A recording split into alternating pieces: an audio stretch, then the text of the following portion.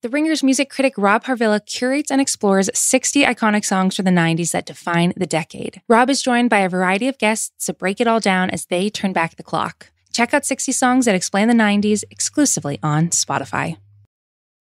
This episode is brought to you by Anytime Fitness. We may talk a whole lot about sports, but when it comes to keeping fit ourselves, there's definitely room for improvement. I hit this point early July. I was just like, I am not in good enough shape. I started trying to walk at least 15,000 steps a day or hiking or just anything to keep my legs moving. Now it's the end of 2023. I feel great.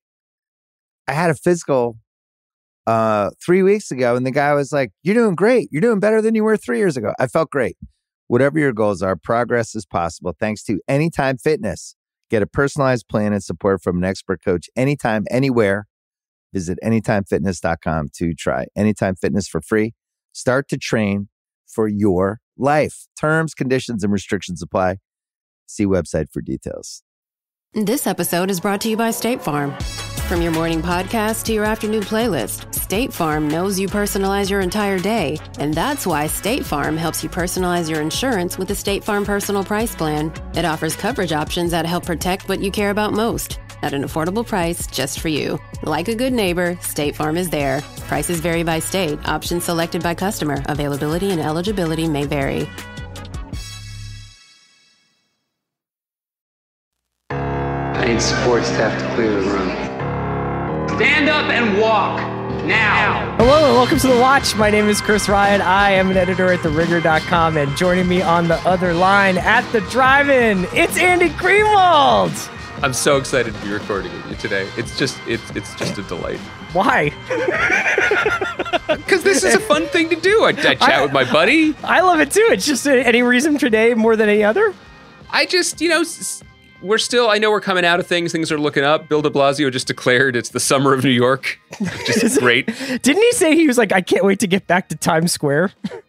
Yeah, it's a little bit like he's eager to get the tourists back eating their New York pizza bagels. But I support it. But I'm saying even though things are opening up, thankfully, and things seem to be improving in this country, generally it's a solitary professional existence until I see your smiling face and then Kaya's smiling face and then she leaves her face, but she's still here. So as always, we are produced by Kaya McMullen. And as we rarely are today, in fact, this is the first time, we are joined today by Malcolm Spellman, the creator of the Falcon and Winter Soldier. So it was really cool to be able to talk to Malcolm about the experience, not only of making I think arguably the world's most popular TV show for the last month and a half, but working within the confines and also the toy box of Marvel and what it is like for a writer to go through that process with the creative executives that they have over at Marvel, with the roadmap that they have for the future movies and future shows and what you can and can't do.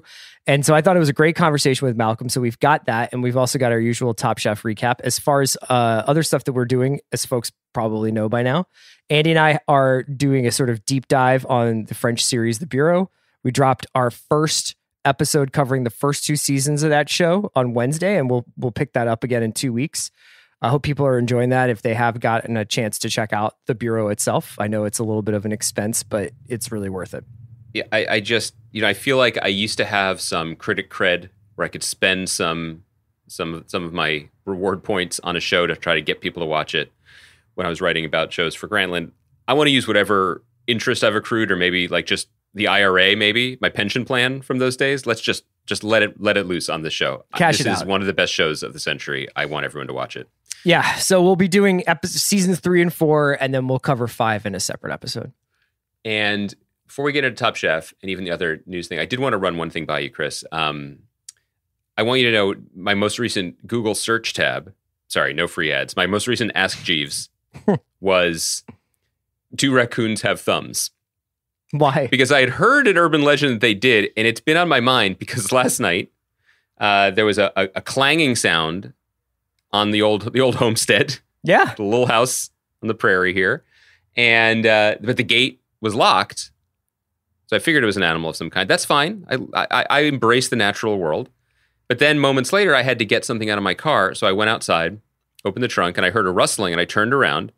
And there was a big, beefy boy, big raccoon, with a bag of trash that it had swiped from someone, chowing down And it was the most contented outdoor dining experience I've observed since pre-pandemic. Did the raccoon say that what he was having ate well? Thought the texture was gummy. My feeling is, and I like to revisit this every so often because I was critical of the use of wise animals on prestige dramas, and I had live animals on my show. You have to cook your food. The raccoon was fearless. Yeah. You know what I mean? The raccoon actually, if you want to segue, the raccoon did have big Richard Blaze walking into the Quickfire Kitchen energy. But was it weird that the raccoon wasn't worried at all about what I mean, most people aren't worried about me. But I just mean in general, I felt like... I find that over the last year, there was that initial moment right when the lockdown kind of kicked in where people were like, look at the trees that are growing out of the buildings, like nature is healing stuff. Right, the dolphins in the Venice canals. Yeah, right. And I think I have had a couple of weird interactions with coyote packs in Los Angeles recently where it's just like, they're not skittish at all. There's just like 5 or 6 coyotes standing in the middle of the road around the corner from my house. I thought a coyote pack in LA was a group of prank video filming YouTubers. I was sure that you were going to make some reference. Yeah, I guess. I mean, like, I think that they've probably just gotten a little chippy. They've gotten a little aggressive in the last couple of months.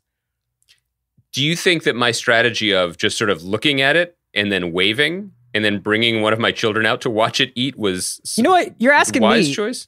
Yeah, I'm not the one on this podcast that's stared down a bear. Kaya, how was my behavior? What should I have done in that moment? Well, I think you should have tried to domesticate him because What? they have cute. You should have tried to feed him. They have such cute little hands. What if you handed him something and then he like took it in his little hands? Okay, this is not what I expected. First of all, the raccoon can be rabid, right? Well, it was clearly not rabid. It was chill, but it was already eating. First of all, that would have been rude, where I would have been like, no, I know you've chosen to eat at this trash restaurant. But I got some incredible mirin marinade. Yeah. You could have offered him something for dessert. A palate cleanser. Of all the things, of all my takeaways from your bear encounter, I never thought you were team animal. You know what I mean? Oh. Like, you've come into this purely on the raccoon side. I'm big team animal. Actually, I had a raccoon in the yard of my apartment building like a few weeks ago. You mean you brought it there? Like you were having an outdoor socially distanced drinks with the raccoon? You said you hosted it. The raccoon was like, I'm having so much social anxiety about the end of the lockdown. I was like, same. Let's have a little pre-dinner. Wow. Oh my God. Okay, well, my head's been turned around. Thanks, everybody. I really have a different perspective. You never know where these anecdotes might go. Kaya, are you available to take my call when the raccoon sinks its rabid teeth into my arm? Let me know when. Okay, appreciate it. Just pour the fancy bottle of tequila that the bear almost broke or did break over the wound. Right? Andy, was there anything from the world of entertainment that you'd like to cover before we get into Are Top you Shelf not today? entertained right now? No, definitely. Yeah, I just, the thing that really caught my eye, and maybe people have seen it and they should check it out if they haven't, was that Joe Adalian over at New York Magazine and Vulture wrote a very long piece about something that is kind of, it's come up on this podcast. It's a pet topic of ours. Basically that Netflix, in its continuing attempts to innovate, is going to be, and they've actually already started to roll it out, I think, in select test markets, but they're going to be putting this as a feature on everyone's subscription soon. But for lack of a better word, a TV function where you'll press your Netflix app or access it however you do, and it'll start playing a show it thinks you'll like. And you could skip ahead and it'll skip to the beginning of another show it thinks you'll like. And you can disable this, of course, but basically bringing to the forefront something that we've talked about, which is, and it was interesting to see how seriously Netflix takes this, which is the most 1% privileged problem that we all face, but it's decision fatigue. Yeah. In that by having limitless options and limitless scrolling amidst all these feeling like increasingly limitless apps, we become paralyzed and we're unhappy and we don't actually watch anything. Or maybe I should use I statements. That's a common occurrence in my household. I would actually like to tell you what's going on with you because I think it's the same thing that's going on with me. And we can use Netflix as a good example here. I think that there's so much stuff out there to watch. There's so many shows. There are so many docs. There are so many reality shows. There are so many limited series and sitcoms and all these other things. but they have been programmed algorithmically to within an inch of their life that in fact, it's not that there's an embarrassment of riches, but actually like those things are so specific that you don't actually want to watch them. And so when you look and you see, look at these 20 new shows and these hundreds of new shows, but there's something about them, whether it's like you already know something about it and like you're like, that's not for me, or you just look at the tile, the sort of the kind of announcement card there, and you're just like, nah, that doesn't look like it's for me. That you're actually like saying to yourself, there's nothing I want to watch. Not there's everything I want to watch, and I just can't choose. Yeah. Yes, there's nothing as special. That's a great point. There was I saw this on Twitter the other day. Someone had called up the stock photo, if they'd searched on stock photo websites for like streaming, and it's pictures of smiling, blank-faced, bland people with, you know, non-branded iPads open, and they're looking at little squares of shows that obviously look like Netflix, but they're all titles are like Dr. Cool and The Wolves ? Or whatever. They're all just like made up. And it's actually not that different from reality. I think this is a really good point. I would watch a show called The Wolves ! I know. No, it's a total miss. They needed the Hollywood doctor in the early script stage. Own your content. Don't come in here half-assing it. Just be bold. And it reminds me of, I this might be, well, I haven't seen it, but I know that there's a doc people were watching about Sasquatches. I'm watching that. Am I pronouncing it wrong? It comes from the Duplass brothers, and it's a 3-episode true crime documentary with like weed farmers and it's Yetis, about a murder in Mendocino County that either shout out to Kaya's stomping grounds. It is it's the Yeti stomping grounds, Chris. Well, the same thing. Yeah. It's a murder in like on a weed farm in the 90s, and the legend has it that the murder was like by Bigfoot, but it's like, was it really just rival drug gangs or something? Well, the only takeaway I've heard from people who've seen it were like, well, I watched it because it felt exactly like something I would like, but in the end, it wasn't enough Yetis and wasn't enough weed farms and wasn't enough true crime, but it was kind of the simulacrum of the thing that I like. And I have a similar experience on Netflix when I am doing the scroll that they're trying to keep us from doing. And you're just like, what other shows from France are there? Yeah. Well, I mean, you joke, but that is actually what my bars look like. But one of them is basically like, you know, since you watch Street Food Myanmar, would you like Street Food Burkina Faso and yes. or whatever? And the answer is, okay, yes, I'm not made of stone. But at the same time, these shows are just, they're fine. You know, they're not the Samin Nosrat show that I'm going to get wrong. Salt, Fat, Acid, Heat. Yes, which I love and I hope is coming back, or Dave Chang's show Ugly Delicious, or of course, you know, Bourdain, like point of view shows with a real sense of place and a sense of purpose and a sense of direction. They are the filler shows that are also kind of like that. And I guess I'd be curious once we begin to experience the Netflix's TV now autoplay function. Is it just going to fill up my screen with that kind of stuff? Because the truth is, no matter how Netflix wants to play it, and this isn't an indictment of Netflix's content library, which is vast, it's just the nature of art in general. There aren't that many great things. There just aren't, you know. Yeah, right. And there's a lot of stuff that's okay. Yeah, and if a lot of that okay stuff can mean a lot to a lot of people in various ways. And I mean, obviously, like your definition of what's okay and what's great is different. But this gets to what we were talking about a couple of weeks ago. We were like, is it a CR and Andy problem that Netflix doesn't have a prestige show? Or is it a Netflix problem? You know what I mean? Like, is it the kind of problem is it going back to the discourse of 2013 or 14 or 15 to say, where's your Emmy nominated, much talked about cliffhanger-y drama that like, it's kind of like the engine of a lot of like the last decade of TV? Or are you actually like lapping the field with The Circle Brazil and, you know, the Jamie Foxx sitcom and a ton of kids shows? I think we're going to see, because obviously we lead with, we don't lie about who we are and what we like. And I think there's probably no question that we are overrating to a degree HBO Max and HBO Max's launch, because they consistently are getting the HBO shows. And we generally like a lot of HBO shows, and they generally drive the culture that we cover. But, you know, if we ever get Casey Bloys or Jason Kilar or any of the people from Warner Media on the podcast, I'd be very curious.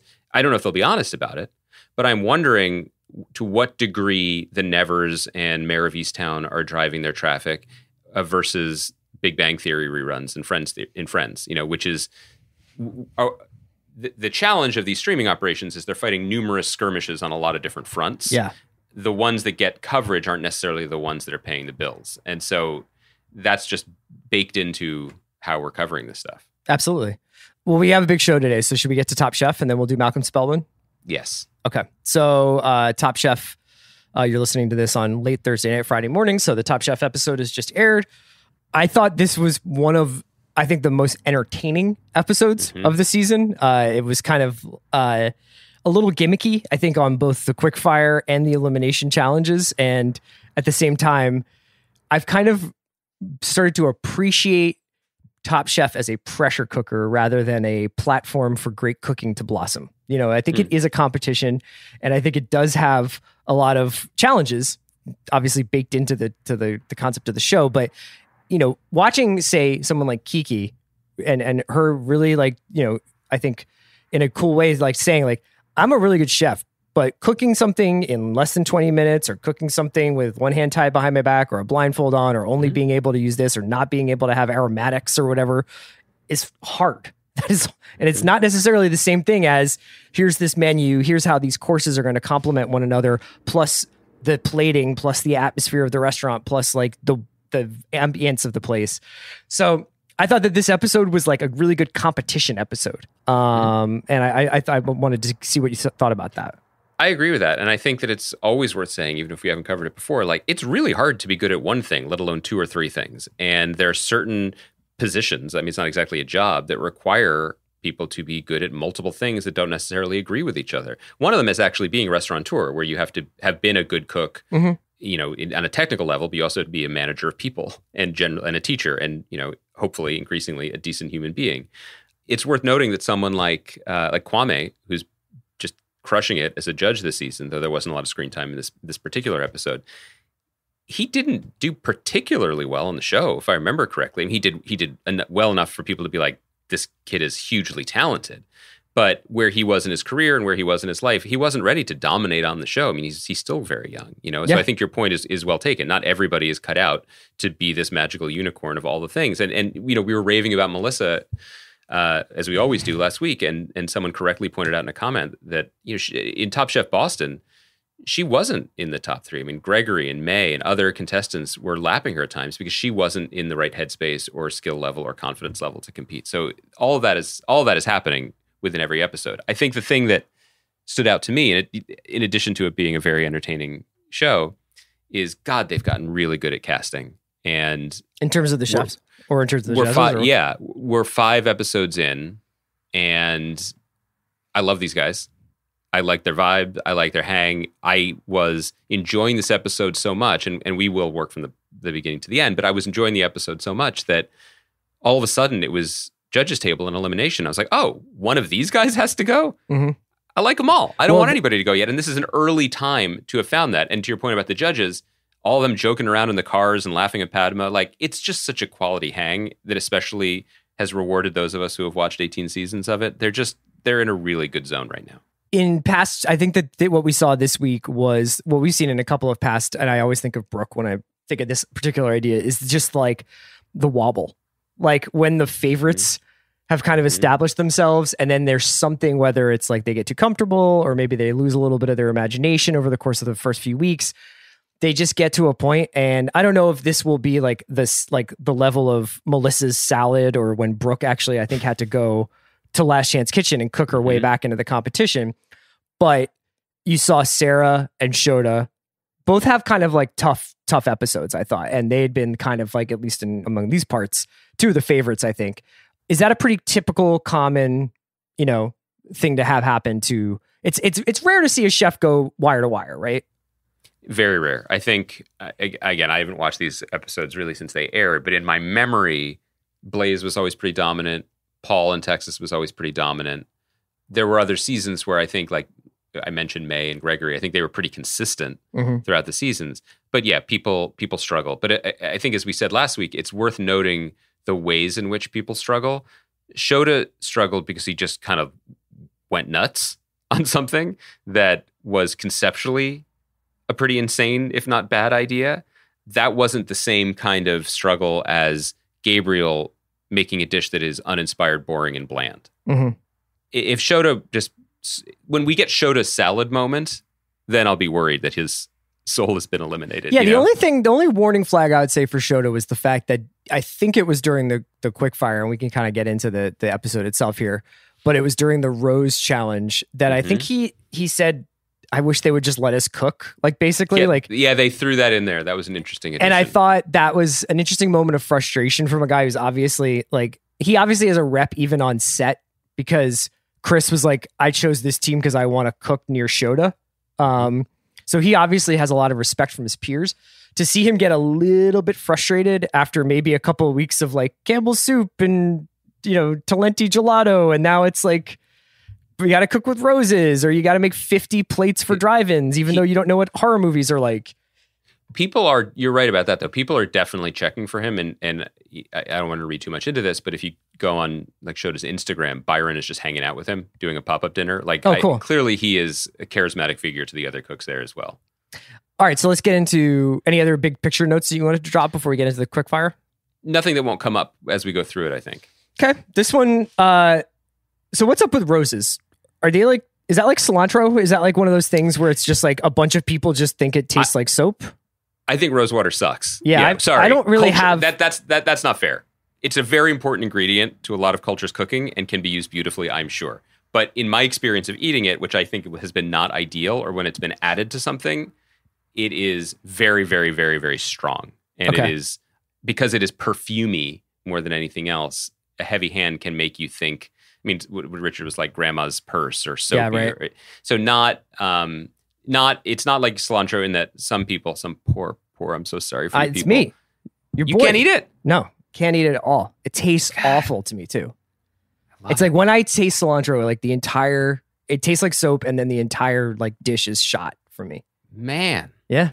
I feel terrible for you. I know. And it's like every YouTube video in the world, it's just going to chop up a bunch of roughly chopped cilantro and just hit it with that. Like all these like cool dressings. It's like one of the staples of Mexican food, obviously. It's a tough look for your kid.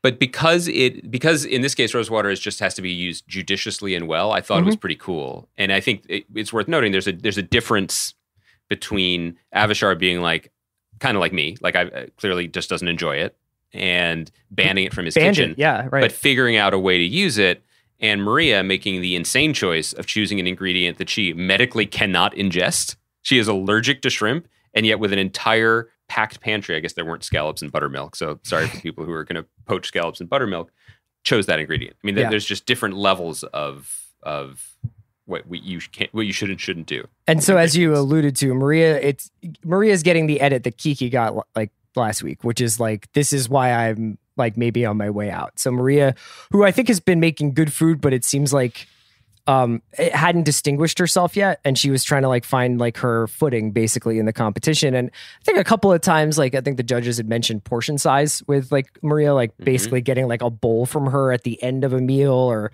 wow, that's a huge dessert, like, and her just being like, that's like, I don't know how to cook for two people, like that's it.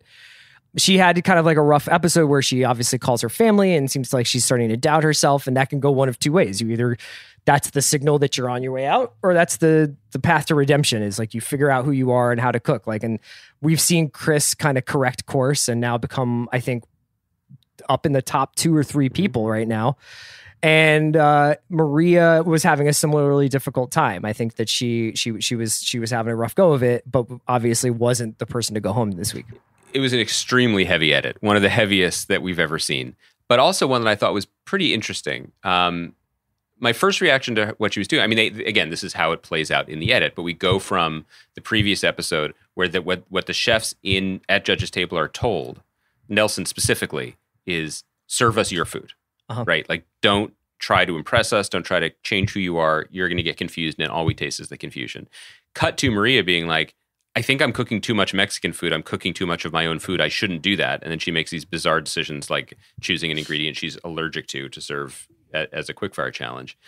Generally, I think the advice that people who watch a lot of seasons figure out is if they're not responding to your food, it's not because it's not what they want. It's because they're not getting enough of you in it. You got to turn it up and make it stand out in terms of what you want to bring to the plate. It's just you're muting yourself too much potentially. Though it's apparently easy to get the opposite have the opposite takeaway. That said, I thought that Maria's essentially her narration of the episode was really illuminating, because it never really occurred to me that if you are in the mushy middle for 5 straight weeks, it means you have never been given a critique. You've never stood in front of the judges. And no wonder she's losing her mind, because even those who have gotten negative critiques at the judging panel have been told things like Nelson was. Like, Nelson, we like who you are and how you cook. Give us that. Mm-hmm. There's always some sugar with the spice that they get at that table, even if you're on the bottom. And that I get it. I thought that was a very compelling piece to include in the edit and the narration of the episode for us to better understand that. So Chris wins the quick fire. I don't really have a ton to say about it, just because I don't really even have like an opinion on Rose as like an ingredient. So it's not like I was like, oh, this one was dope and this one seemed ridiculous. I guess it's worth noting that Sarah made another yogurt and didn't seem particularly like into her salad, and nor were the judges. I thought that there was just, when you looked at, there was a plating thing. I thought Avishar, at least they allowed him to make the joke about his late 90s spa cuisine. That's right. Plating. I mean, that was a tired ass looking plate of food. And it was really jarring for someone who wants to compete when you looked at what like Shota, Gabriel, and Gabe were throwing up there, and Chris, like, or Byron, beautiful plates of food, like composed. Can you plate, bro? No. I just my whole thing is just like make everything look like Thanksgiving dinner, right? Like just like little circles of food on the plate. You do little circles at Thanksgiving dinner? Yeah, what do you do at Thanksgiving dinner? Oh, a Thanksgiving dinner plate looks like a map of the Balkans in the mid 90s. No, but you know what I mean? It's just but you start. Everybody is like it's like rollerball. Like you start everybody in position, and then you bring them all together in the middle. Oh, everybody's on. So it's like a Trivial Pursuit piece. Yeah, there's like wedges. Yeah, I basically go like protein, starch, veggie, whatever. But then it comes together to make the monster mash. In your mind, the monster mash is beautiful. Like, so is the consistency of your successfully executed Thanksgiving plate, is it like a true Neapolitan pizza in that it is essentially liquid in the center, but a little crispier on the edges? No, I never really thought about it like that. It's really more of like getting the flavors of like sweet, cheesy, savory, salty all together, and then the different textures. Cheesy. Yeah, like I'm getting mac and cheese going with Thanksgiving dinner. Okay. Am I alone in this world? What are you talking about? You are not alone. You are not alone. And in fact, my older daughter recently found out that in some households, mac and cheese is a staple of the Thanksgiving plate, and she wants to go to those houses now. She's actively campaigning to make this something that we do as well. My plating, I would say that my plating is so seat of the pants and sorry that a couple of weeks ago when I did make my daughter, I made them like a little rice bowl for lunch, and I had a minute. And so like I put a little furikake seasoning on the rice, so a little green, a little pop of color, and I fanned out some seaweed, and I was so proud of it. I took a picture for myself. Did they notice? No. But who do we really cook for? Them. But it felt good. Anyway, yeah, I just thought that was a good challenge because it seemed challenging in a way that was understandable, not challenging in a way of like, you just have to cook 50 hot dogs in the rain. Like that's a different level of challenge. Yeah, you know what? I actually thought Gabriel did a good job being like, I am not particularly close with my mother, but I will cook a good meal here. Like I thought like that was an interesting little like twist on that whole thing. Mm-hmm. Let's get to the elimination challenge because I thought it was absolutely like thrilling. Like I love an industrial service. Like I think it really challenges the chefs in a really cool way. I wonder whether any of the contestants has ever seen a movie. That is a definite question I have coming out of it. I don't think there was a single reference to a film. Now, I don't know whether or not like there's some weird copyright thing where it's like, if Maria's like, I love A Few Good Men, or I'm a particular fan of The Matrix, like they have to pay The Matrix for Warner Brothers. On the flip side, would they have been like, oh, I guess I have to say my favorite film of all time is Trolls World Tour, now streaming on Peacock. I don't know, but it just definitely did not seem like a bunch of film buffs. So I very much agree with this. I very much agree with this. Sometimes, though, I do wonder, you tell me, listeners tell me, although you guys are kind of a self-selecting group, we think about this stuff a lot, and we care about this stuff a lot. And Food often or movies? Well, in this case, movies or entertainment or culture, Yeah, right? And yeah. it is our job to have opinions about these things. But sometimes when I talk to people, sometimes young people, so maybe they haven't really found their taste yet, I'm like, well, what do you like to watch? Like you'd like to be a writer or whatever. And they're like, well, I guess I'd say that I like comedy because I like to laugh, but comedy with some drama in it because it's serious. But also, I guess I like dramas with comedy in it. So they like Atlanta. Exactly. Well, I'm like, I like everything like that too. But maybe the difference between them expressing it at age 18 or whatever and us talking for 90 minutes about Atlanta is the difference between the movie popcorn you get at the Cineplex at the mall and the popcorn that Dawn made. Still popcorn. Dawn at least acknowledged like one does eat popcorn at the movies. Do you know what I mean? Like that was like a huge get for her. It was a huge get, but you mean like that she had been to a movie theater before? Yeah, she's like practically like, Pauline Kael compared to like the way some people were just like, horror movies are like when my dog might die. That's not like what a horror movie is like, you know what I mean? And Gabriel being like action movies, like the action of dipping a cauliflower tot in one of two creamy sauces. I was like, because bro, just make a popper. Yeah. Like conceptually, choosing a vegetable that isn't naturally used in this way because you're concerned about weight issues, that doesn't track with like saying like, I'm concerned about my intellectual development, but I'm going to go to an action movie. You know what I mean? Like if you're going to go to the action movie, you're going to see The Rock Tokyo Drift. And like, you have to embrace it, right? Yes. Is that what The Rock does in those movies? I've never seen them. No. I also don't know what Tokyo Drifting is, but I've always loved the title. Okay. It's basically when you're going around a curb and you pull the thing. And you yank up the emergency brake, so that your car like slides. Bro, yeah, I know that. I don't even think you can really drift with new cars because they've got all those fancy like automatic parking brake things. You know what I mean? It also wouldn't look cool if it would never look cool if I was doing it, but I was just like, and now going quickly, I'll press the button with a P on it. I don't think it would work. Hold on, I'm in eco mode. It's like everyone.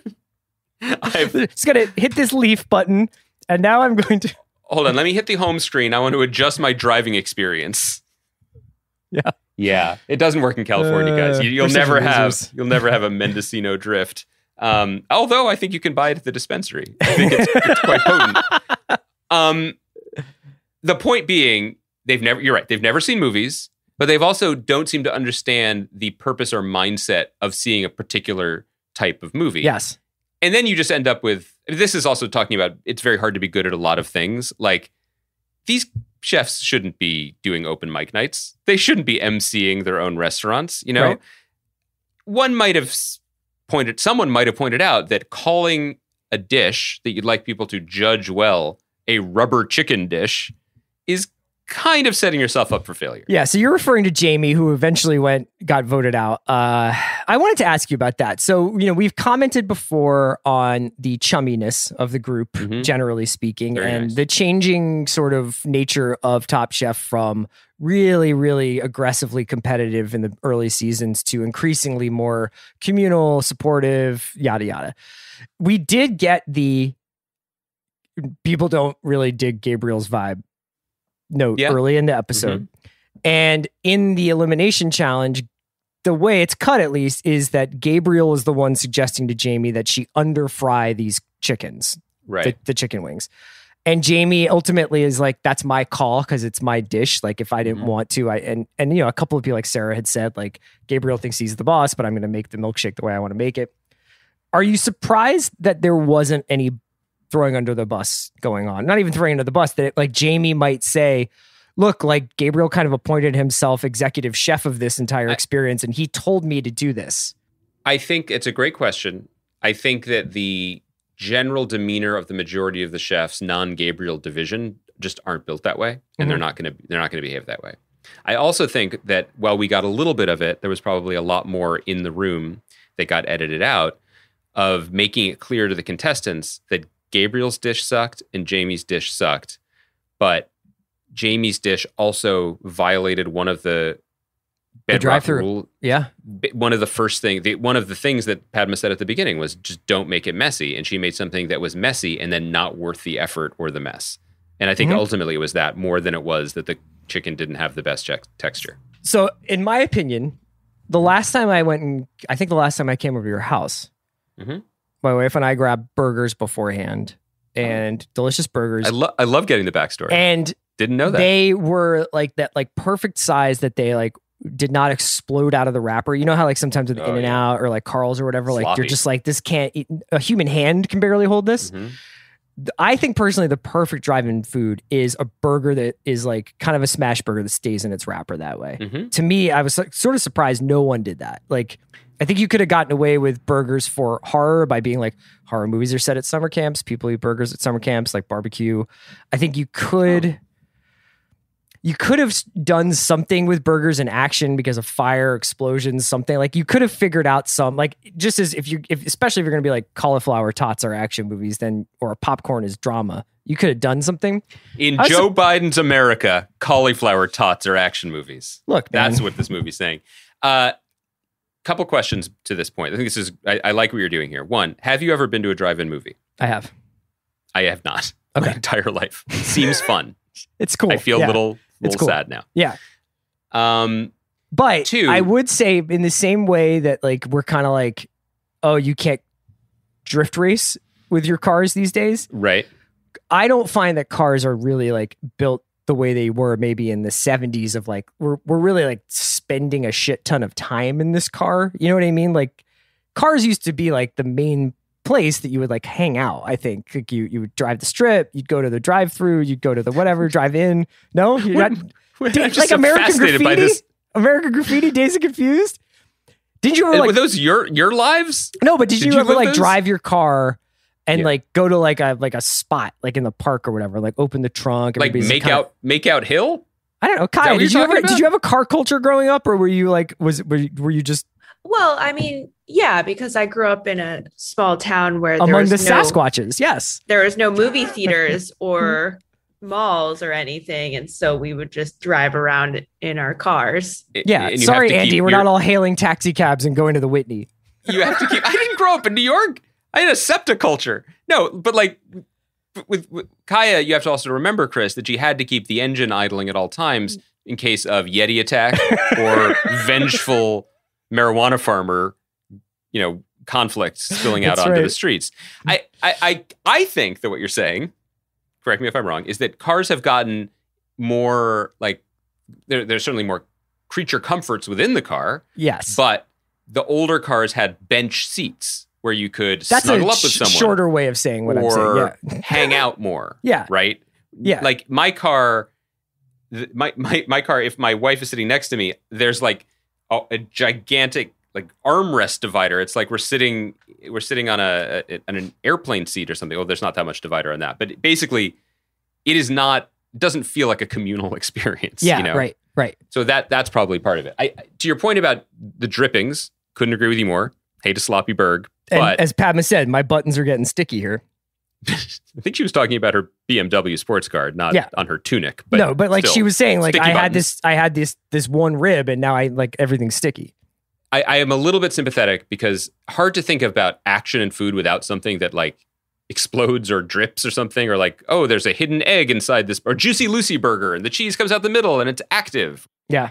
So you were denied that, and generally they just seem to have this is always the case with these sort of dramatic challenges where people ultimately want to cook what they want to cook. And I think Gabe, Austin, Texas Gabe, like probably at one of his restaurants, he served a churro with chicken liver pate in it before. And he was like, well, I'm just going to do that because he knows how to do it. And it was not a great idea.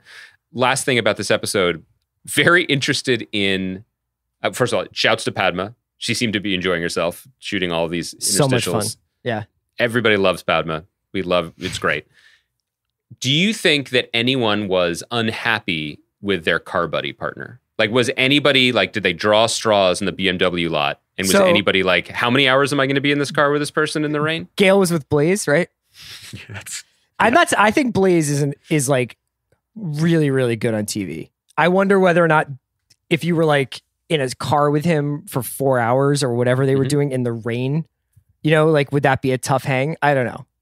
There was also, I also really, really need to know what's up with Tom, because Tom is amazing. It looks like he's falling apart. Like in a cool, like I understand why, like he is trying to literally save the restaurant industry at this time. But that guy was like, more s'mores. And then like if somebody was like, oh, we like the ceviche, he was like, what? That sucked. Like he was so spicy as the episode went on. And he was so DOA when he arrived. Like there's the first Padma one with the pie, which by the way, that was the best one because no one expected that to happen to Padma. He had no reaction. Didn't notice at all. And maybe he was preparing like, you know, a hit on MSNBC or something for later that evening. Right. He was like begging Joe Manchin to like, please make it rain. Or, and I'm not suggesting anything untoward, maybe he was waiting for a hit of Mendocino Drift, because by the time Avishar S'mores showed up, he was a very different guy. He bodied Dawn's popcorn. I thought he brought the right energy to it, but like he just seemed to be like, what I like is popcorn and s'mores. But also like a 7-year-old child. When he was noticing everyone else making bad decisions, did you notice that when he just yelled out of the window of his car, "King, what do you think of this?" to Melissa? It's getting good. I am interested in the judges essentially being, because the contestants are always kind of bubbled off from the world, but the judges are as well, and they're starting to crack a little bit, and I'm here for it. Okay, so Jamie gets eliminated. It seemed like a really fun person. I wonder, we'll have to see what she does in Last Chance Kitchen, which Andy and I have not gotten a chance to see yet. Any thoughts as we leave do your favorites change at all? Do your top 3 change at all? It seems like Chris is kind of edged into that top 3 with Sarah and Shota. Yeah, but also to me, the top 3 is in my book is Sarah, Shota, and Gabe from Texas. I think everybody else, what's been fun is over the last 2 weeks, we've started to see what the judges were talking about, where like Byron can just freaking execute, or Dawn can have a idea that she elevates. Like everyone is capable of it. It's a question of who's going to put it all together at the right any time. Given. Yeah, absolutely. Okay. Well, we can wrap it up there. Should we get into our interview with Malcolm? Yeah, I just want to say this was, as Chris said at the beginning, this was very cool to talk to Malcolm, who seems like a great guy and has had a really varied and interesting career up to this moment. And, you know, I said to Chris it's always really compelling to hear the creative point of view of a creator, even if you had wavering feelings on the execution, because it helps you lock into what he or she or they were going for and understand the work bigger, better as a whole. He was also a really good sport, because we tried to ask around the margins of things, and he was very upfront about the things he could and couldn't answer. But generally, like this is an interesting stress test for everybody, because individual creators of Marvel Cinematic Universe properties generally haven't been press avails, but now that we're in the TV economy and, you know, there's more content, more outlets, and just more of an expectation of access, they're going to have to loosen up a little bit. And they have. And that was very cool of everybody involved. So I was excited to have this conversation. Yeah. So let's get into our conversation with Malcolm Spellman. Andy and I will be back on Monday to talk about Mayor of Easttown and a bunch of other stuff. We are produced by Kaya, as usual. We'll talk to you on Monday. This episode is brought to you by Mint Mobile. New Year's resolutions are fun the first couple of weeks. Then you kind of maybe conveniently forget about them halfway through January. No shame. It happens to us all. But this year I have a foolproof plan, at least when it comes to saving money. Just switch to Mint Mobile and you're done. Goal accomplished, because for a limited time, their wireless plans are $15 a month when you buy a 3-month plan. The great thing about Mint Mobile is there's no jaw-dropping monthly bills or unexpected overages, and all plans come with unlimited talk and text. Get this new customer offer today at mintmobile.com/watch. Additional taxes, fees, and restrictions apply. See Mint Mobile for details.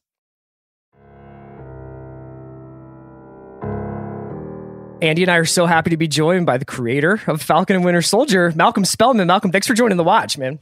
Thank you so much for having me, guys. I kind of wanted to start with your Marvel origin story, if we can start with a unoriginal question, which is essentially like, how did you come to join this project? How did you create this project?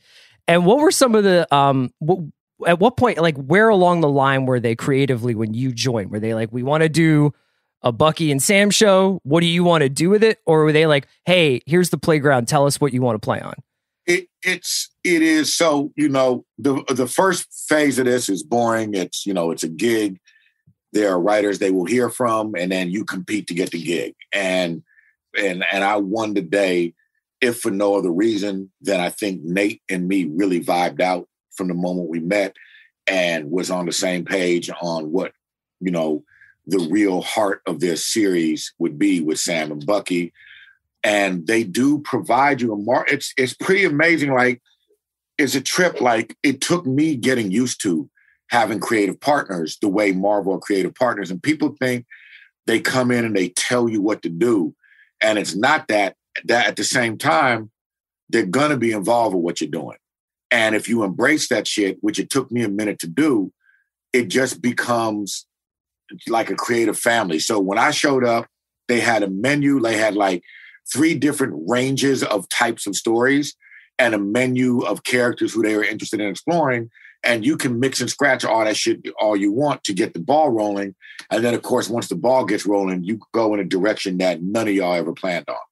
But does the ball have to roll in a particular direction? Like, in addition to the menu, does it say your meal tonight will end with Sam Wilson becoming Captain America? Or was that something that you can negotiate with the Marvel sommelier who's by your table? And I'll abandon that metaphor now.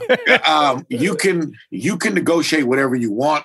I mean, something like that, I don't know. I don't think I would have got the job. If I wasn't trying to make Sam Cap, you know what I'm saying? What was I here to do? You know what I'm saying? Say, fuck it.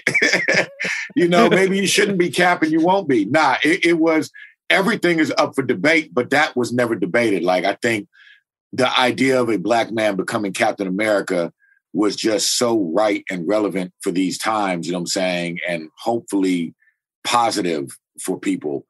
It never even occurred to me that someone might not want to do that. You know what I'm saying? As part of your sort of onboarding process, was the Isaiah Bradley character and Bob Morales and Kyle Baker's comic The Truth in the room on the board? Or was that something you came in already knowing about as potentially something exciting to play with? My boy Dalen brought, I'd read the Truth books ages ago.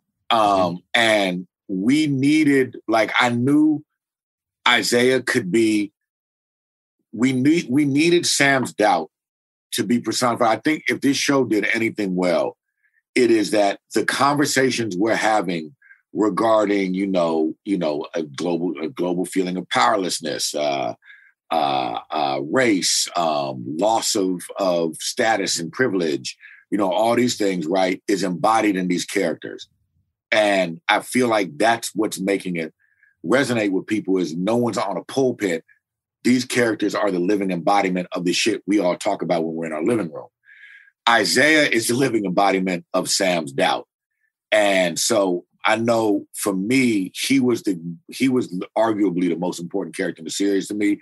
I think in a weird way, the casting of Carly was some of the most important casting, in that you have to buy her. When an antagonist and a hero are in a room just talking, if those two actors aren't the right age disparity, right chemistry between them, it seems absurd, but they vibed out. So for me, Isaiah was arguably the most important character because he's the living embodiment of Sam's doubt. And Sam has to become Captain America, despite the fact that everything Isaiah is saying is true. So Malcolm, when you're in the room with the creative executives that work with, Nate, and I believe you worked with 2 people specifically on this show. Nate and Zoe. Frickin' frack. So how does that experience differ from a more traditional writing experience on a TV show in terms of both in terms of who you're bouncing ideas off of, but what they're throwing back at you? I'd never experienced nothing like it. And at first, it took me a second to get comfortable with it. They are super honest about the way they work, but depending on your disposition, you're going to acclimate at a different rate. I think I acclimated pretty quickly, but it was, I bet you Nate wouldn't even agree. I tell people that I'm having an anxiety attack and they don't believe me. You know what I'm saying? So it's really hard to explain that these people, Nate and Zoe, all they've been doing is working with writers and directors. And Marvel, they work on one project at a time. So they start from outline through script, through production, through post on that one project. So as creative producers, they are trained in a way that I don't think any other studio is doing it. Boom. That's number one. They also are paying your bills. So that's a unique thing. So you take the fact that they are uniquely trained, that they are paying your bills, and the fact that they're sitting in that room with you. All of these are things I'm not used to. You know what I'm saying? And once I embraced it and just, and which I think I did pretty quickly, you know what I'm saying? It becomes amazing because beyond their aptitude in storytelling, they just have access to the Marvel Encyclopedia in a way no one else does. You know what I'm saying? And they can just drop mythology on you. Like, instead of you spinning your wheels and sending someone off to research, they're machines when it comes to that. So it was, because of my disposition, initially awkward, and then very quickly something I look forward to hopefully one day being able to do again soon, I know you can speak to this, but one of the beauties of television production is you as the writer can have an idea on the page and the director comes in and they have a vision in their head. And what ends up being the show is kind of a combination of the two, hopefully the best case scenario. And I was wondering if you could speak to that type of relationship with the Marvel executives and Marvel itself, even if specifically if there are instances you can speak about where you had a vision for, let's say, Sam or for Isaiah that maybe wasn't what they initially thought, and then you kind of blurred into an agreement, or vice versa, where they came to you with something. That's what I mean. I don't know how savvy you guys as fans are, but the first thing they need to understand, even these people who call themselves auteur showrunners, right? If they were being honest, what happens in a writer's room is an amazing thing. Mm-hmm. It's just this rapid fire creative conversation where if people can lock into a hive mind, even when they're disagreeing with you, they're doing it in a way that moves story forward or deepens a given moment or whatever, right? And the only thing I can compare it to is old school jazz, where it's being improvised, yet all with a collective goal that creates something that feels organized and orchestrated, even though it's not. Nate and Zoe fall right into that the way writers do, because they've been so there. And it's hard for me to shit that I was determined to do. And because I was clear on that from the beginning, we never had to disagree on it. But most of what you see is that process. Is like, I was answering a thing earlier, man, with someone saying, what was your favorite thing to write? And I was like, my favorite thing that I wrote was in someone else's episode, so I'm not going to speak on it. Huh. And at the same time, anything you loved from my episode likely had someone else's fingerprints on it. I love to hear you say that. And it's funny, I have written in my notes as part of a different question that the auteur theory is a myth in TV. Everything is elastic, everything's changing, everything is collaborative to the point where you can't always tell which way is up or where it came from. That said, it does feel like this was a unique experience in additional ways because, people who make shows know that like the time elapsed between picture lock and something airing can often be uncomfortably small. But you guys were delayed by the pandemic. You had to rework, reshoot, regroup, and then also find a new place in the order of the larger Marvel machine. How disruptive was that to your creative vision, and what was the experience like? I think we handled it well. I feel like maybe I'm not supposed to get into that. I don't know why, because it wasn't, it was a big deal in that, many countries fucked up how they managed the global situation. But as far as us, I think our creative group handled it really, really well. When you were coming into the project, were there elements of specifically Bucky and Sam, but even Zemo, where you were like, I've watched these movies, I've seen these characters, I'm familiar with these characters from their comics history, maybe. Was there something you were like, I want to bring this part, a new element to one of these characters that we haven't really seen yet? Because I thought for especially for Zemo that like you guys wrote into him in a way that I was like, this is actually like a much more lively and interesting character, which isn't disparage the way he was before, but you kind of you seemed like you had a lot of fun working with him, and I was wondering if coming into it you had some kind of like, I want to tweak this 10% or I want to tweak that 15%. It is. So a ton of the conversation is, what have these people been doing in between all these giant movies? And how do they feel? And like when they're showing up, what kind of baggage do they have? Right. And I'm sure by the way, just to backstep a minute, the people who consider themselves auteur showrunners about to talk shit about me. Matt Weiner's about to be like, what? It's all good to me. Like, I know who my peers are and I know what the process looks like. And so, I don't want to make it sound like I just showed up and people fed me stuff. I have opinions, but I agree with Andy that auteur anything is bullshit in something that's this creatively collaborative. For Zemo and these other characters, it's hard to describe. Like, you get into the writer's room and you just talk about what would obviously have happened and what the emotional fallout or charge or what the psychology would be from that. And it goes for Sharon also, right? Like, and it was very, very exciting because I do feel like with Zemo in particular and with Sharon, the audience hadn't made assumptions based on what happened. But once we came in, unpacked all of it, and imbued the character with it, to the audience, it's like, oh yeah, of course he would be this person. Right. For much of the audience, even though some of them are pissed off, of course Sharon felt betrayed by everybody, left hang out to dry. You know what I'm saying? And I do want to say, man, we had one line of description where we talked about Zemo, Bucky, all these characters, but particularly Bucky, were like broken toys. And what Daniel Bruhl did with that was beyond anything we could have ever expected. He seemed like he was having a good time. Oh man, I had to email him. I'm like, this the way he's playing with these scenes. You know what I'm saying? It's pretty amazing. Going back a moment, I remember as a comic fan in 2003 when The Truth came out, and I'll just shout it out again. People should check out this book. It was pretty revolutionary at the time. And I remember feeling excited both as a comic book fan and as just a person in the world that there was another place to go with these stories, that there were things that were left on the tree that could still be revisited and made relevant in a different way. And I was curious about, in your experience making this show, I mean, watching it at times, it felt like a real life stress test for what the MCU as a fictional project could withstand. Yep. You can bring in these ideas of social justice or inequality, or even much deeper ideas, which I think, were baked into the root of the Flag Smasher story.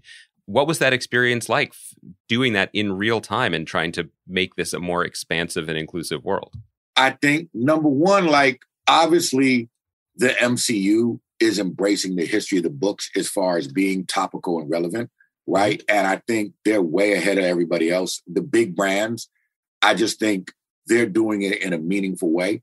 You know what I'm saying? I think Black Panther was groundbreaking, in a very loud way. I think people are responding to this in a way that regular human beings are feeling heard and serviced by these hero stories. I knew what felt honest and real to me. I thought it was going to be challenging. You know what I'm saying? And I got to admit, with Marvel, man, as long as you're not standing on a pulpit and showing up with an agenda, if big social themes are occurring naturally, especially as embodied by characters, they was with it. And I was surprised. I got to admit, like, because, we set out to do something that felt very relevant and of the times. And I think people think that it happened accidentally, and it didn't. You know what I'm saying? It was a room. I think one of the good things about letting, people of color, specifically if you're going to talk about American stories, African Americans have a voice in these rooms, is you're going to be tied, you're going to be more relevant because we are so directly attached to a struggle that is a sort of a composite of a greater human struggle. That relevance is going to be there. You know what I'm saying? Well, there's a really powerful moment in the show early on when Sam is stopped by the police, and you realize that throughout a lot of comic book history, Black superheroes are written as superheroes first and then people of color second. And there are these moments that you put into this storyline, which I think were really important and really bracing, potentially even for the genre going forward, where it's clear that Sam is a Black man in America first, and then he gets to put on. We literally use those words. Sam is Black first. And that's the best embodiment of, at the bank, he was Black first, and being Falcon didn't matter. When he got encountered with those police, it's the same as like an athlete or a judge or a politician. you are Black first, you know what I'm saying? And that isn't up to him, and that isn't up to the MCU. That is the reality of storytelling and life. And Chris, I'm sorry, I keep jumping on you, but I'm wondering also then, Malcolm, what the conversations with Anthony Mackie were like. Yeah, I was going to ask that. In addition to Sam having to take on this mantle, it's a big deal as an actor to, buy into a character's journey to the point where he's willing to become this, the face of America. I mean, this is the best experience. Not that I haven't had other amazing experiences working with actors, but the time I spent with Anthony, especially like on that episode 6 speech, I just felt like he was so engaged and was so open that it allowed me to be totally open. So the exchange that we had was seamless. And I think, one of the things we had to start off doing, I think this was maybe even Nate's idea, is Anthony and Sebastian and all these people have to write backstories and histories and psychologies for these characters. Even if you ain't seeing it on the screen, for them to be as good as they are, they've done a ton of work, right? Once we started giving Sam a new backstory, we needed to take Sam and open him up and make him like, one of the things I knew coming in was Sam's voice should be decidedly Black, right? And point of view should be decidedly Black, simply not because of no political reasons. Thor is decidedly Asgardian. T'Challa is decidedly African royalty. Spider-Man is decidedly a high school student from Brooklyn, right? Right. So you couldn't hide from that with him. And so one of the things that I can't take, I think it was Nate. If Nate says it was me, that'd be great. One of the ways to make that jibe with Anthony, who had already done a ton of work on Sam, was to make Sam's backstory rooted in shit that's really real life for Anthony. It's Louisiana and stuff like that, right? And that allowed him, any breaks in what he'd written were done from a place that already had a truth to him, so that it didn't disrupt his ability to channel the character. And you know what I'm saying? So that was an amazing experience working with him. And I think Anthony really I felt a tremendous amount of pressure taking this on, which is why I wanted to take it on.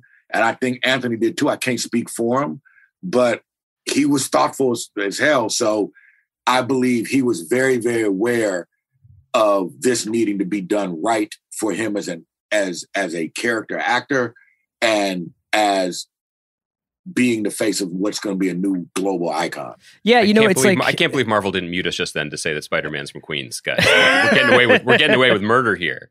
But go on, Chris. No, I was just going to say, it's like once you see the end of this series, it's like it makes so much more sense for this to be the journey of this character to get this shield rather than if it had happened at the end of Endgame. If they'd have just been like, here you go, man. Like you earned it. You've been in these other movies with me and you've been rolling shotgun with me. And now you're Captain America. And I actually have this I imagine that was really rewarding for Anthony. I wanted to ask you a little bit of a process nerd question, because I saw an interview you did or right when the series debuted, where you were talking about the difference between movie writing and TV writing and the difference between horizontal and vertical storytelling. And I was really fascinated by this. And I was wondering if you could kind of get into that a little bit for our listeners, because I imagine that obviously these are characters who move pretty fluidly from the world of TV to movies, and their journeys have to be kind of adjusted for that. What's the difference between vertical and horizontal storytelling, and how did that work itself out on this show? I never really had to. I started off writing movies, right? And I moved into TV like 6-7 years ago, whatever, with Empire, right? And I was aware that horizontal storytelling, which is this terminology we sort of came up in the room, right, is very, very different from a movie. So a movie, which we called, Kevin was like this: I want you to go as deep.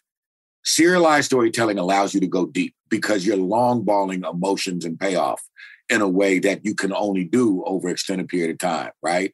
He's like, I want y'all to go deep like that, but these episodes got to feel like movies. And when he said feels like movies, he isn't just talking about big action and bigness. He's talking about the way movies have an urgency to them.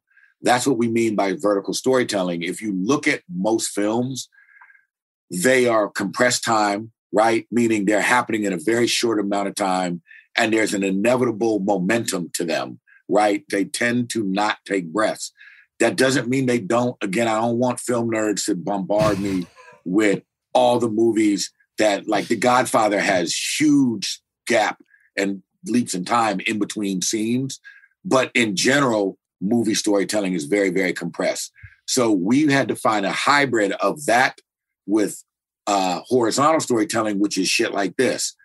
In episode 1, you are doing things that are going to pay off and load up the emotion of Isaiah and Sam in episode 5, right? That's just a different kind of storytelling.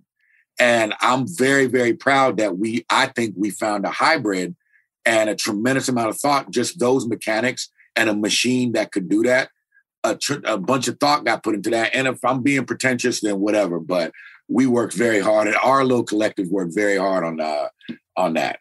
I see, because that's the idea that these are just the idea that these episodes could be looked at as standalone movies is really fascinating to me, because I was wondering whether or not, because in a film, you probably wouldn't have done Carly, Walker, and the Power Broker, right? That would be probably like one too many people that would be on top of one another.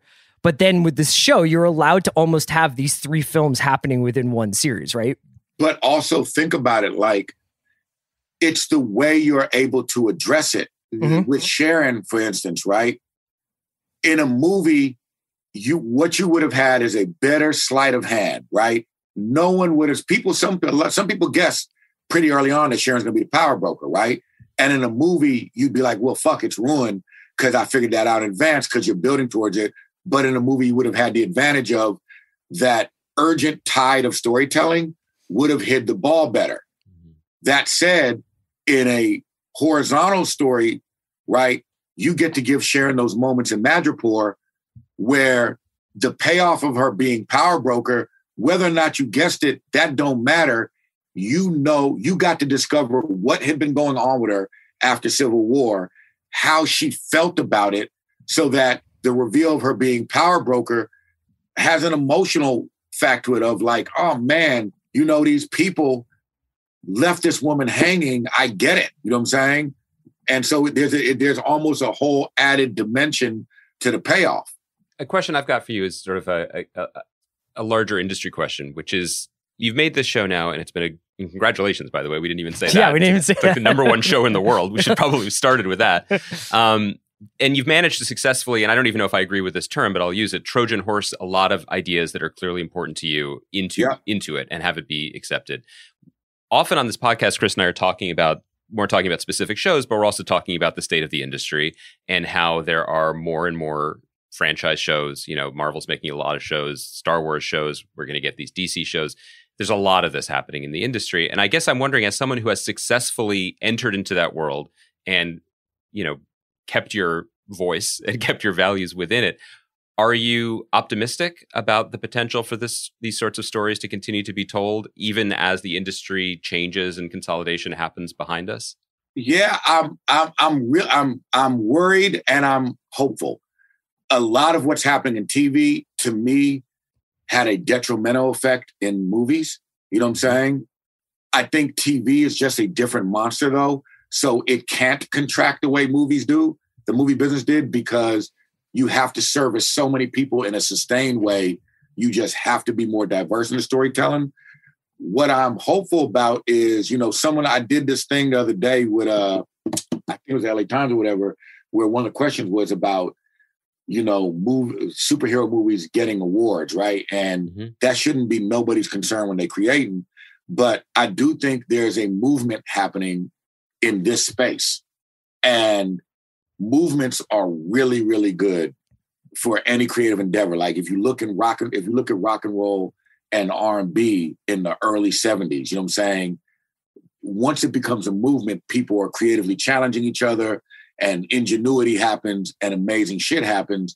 And if that happens in a space that has as big of a megaphone as the superhero space, you're really looking at storytelling having massive impact around the planet. You know what I'm saying? So that part I'm very, very hopeful for. And I'm glad, I felt very much like my voice was heard in the series. And where I do worry is if people listen, man, not to kiss people's ass, but the culture at Marvel is not an accident. And they are not winning by accident. I've worked 15 years in features. There is nowhere like that place when you go indoors. And I don't know that everyone else is going to do that. I wonder if I'm going to get in trouble for this anecdote because it's about Kevin and it's a very positive one. And I'm going to roll the dice with y'all. But I'm not going to do it. Oh, no, you can tease. I think we got Disney people on the call. You can tell us, and they can tell us if we have to take it out. Okay, then I'll tell it to you because I think there are places in Hollywood history that have had amazing runs, and then they fall apart. Mm-hmm. And for the people who love Marvel, Marvel has had a sustained run, and Feige is deified. It's not just him; it's his collective, right? Of this core group of people that have been working together for a long time, and they have a bizarre shorthand that you cannot describe. The only way I can put it is if Nate and Feige are disagreeing on something, they've done this so many times. Nate knows when to push, and Feige knows when to trust Nate, even if he doesn't agree. And that just is something that can't be duplicated or faked. But I was sitting with Kevin, and I'm not going to tell you who the person was, but there's someone on the big screen who wanted a position on this series. And they asked him, Kevin, if you had to put into like a paragraph why Marvel is so successful, you know what I'm saying? What would it be? And he thought about it in earnest, and then he shrugged his shoulders. That, to me, means he is completely open still creatively. And WandaVision is a testament to that, right? Normally, which again, I don't want to name the places that had runs, but think of those places where they start to go and do podcasts and say that they know. You know what I'm saying? Well, this is how you're successful. Here's my list of rules of how to be awesome, right? He shrugged his shoulders, you know what I'm saying? Was Julia Louis-Dreyfus satisfied with that answer to her question? Yeah, let's pick up with Julia because that other shit's probably going to get cut out of this podcast. But I'm telling you guys, look at the run that dude had. For him to be able to do that, that's a big deal. That means he is just as open today as he was when he didn't know. And that's why WandaVision and Falcon and Winter Soldier, which are not even similar, are able to come out of the same place.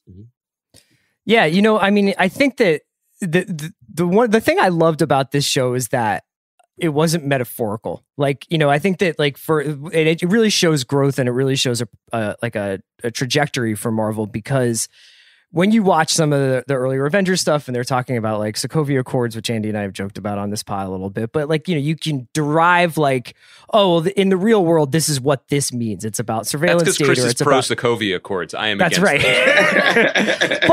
But what you can sense like the growth in the project, the fact that you're having the conversation between Isaiah Sams, besides the fact that it's just great writing, is that that's actually like lived experience for people. You know what I mean? Like that is actually, that's not a metaphor. You don't have to like kind of hide that behind something. It's actually like, you're right. You're bringing the project to the real world rather than bringing the real world to the project. It is. Look, man, we forget now how quickly shit is changing. Black Panther was a big fucking deal. You know what I'm saying? And it was the first time that someone, like, there's a handful of brands that can compare to Marvel. You know what I'm saying? Like, let me step out of Hollywood. Like, we're talking levels of Coca-Cola, right? As far as what the reach is of this brand. So to me, whether or not there'd been Black superheroes before, on this level, Black Panther is just a world-shattering event. Within Black Panther is the prototype of where we were going to go, which is Killmonger, and the hashtag Killmonger was right. You know what I'm saying? That Marvel not even dipped its toe, that Marvel just said, fuck it. Marvel just said, sorry, screw it. This is what we're going to do. And it's going to be unabashedly diverse and honestly Black, you know what I'm saying?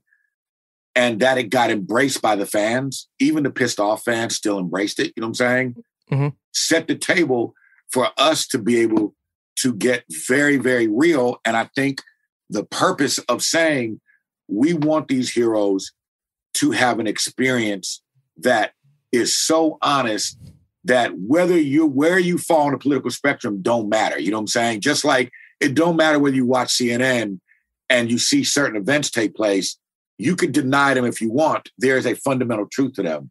And that we were free to do that, to me, was a big deal, because a superhero has to be relevant to the times. And I think people do feel like times are changing. Do they always feel like that? Did we feel like when the new millennium came in, you know what I'm saying, aliens were going to come down this planet? For sure. But there's a reality to the age of automation is coming. The reckoning of global warming is no longer a conversation. And I could go on and on. The pandemic, right? There are just all these things that are going to affect every single person on the planet. And our heroes and our storytelling need to be renewed. And I feel like we was free to do that by sending them home, by having them have these encounters that someone with a regular 9-to-5 job or no job at all could relate to, is a new way to position superheroes. Malcolm, you've been super generous with your time. So I just want to wrap up by going to a place that is working well for us, which is asking you stuff you can't talk about. I've been good at not talking about it. You've been really good. So I'll set it up and you can do whatever you like with it. It was reported this week that you are going to be writing a new Captain America movie, Captain America 4, with Anthony Mackie potentially in it. Without confirming or denying anything you're able to confirm or deny, I am curious, in the broadest, most general strokes possible, what interests you potentially in a vertical storytelling exercise with Sam Wilson's Captain America? What is a different type of storytelling for that character? Well, it would be if a movie like that were to happen, if Kevin were to confirm it. And we don't know. It would be very different. You know what I'm saying? And it would be, whoever did that would need to show up in earnest in letting it be what it needs to be. You know what I'm saying? As opposed to showing up with any baggage of what happened in this series. But I don't know in all honesty, I would say this to people: if Kevin hasn't said it, it isn't. Does whoever writes that movie, does he or she have to have a goatee and be seated in front of a purple background? I don't know. Listen, Kevin Feige shrug. Kevin Feige shrug. It's the gift that we wish we had. We'll just use that. I have no idea. Idea. That's fair. Malcolm, thanks for being so generous with your time, man, and congratulations. Sorry for being a little bit late. No problem. No worries. Congratulations on the show. Take care. Appreciate it.